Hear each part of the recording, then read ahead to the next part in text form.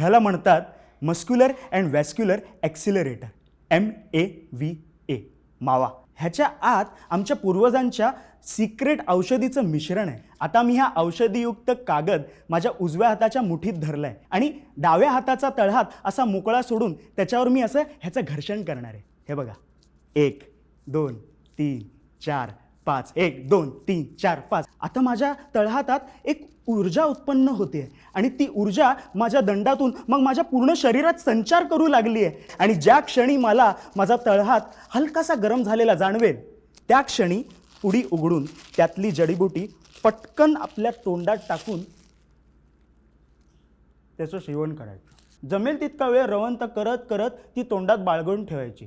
रसग्रहण झालं की मग उर्वरित चोथा असा स्वच्छ जागा मिळेल तिथे शिंपडून टाकायचा.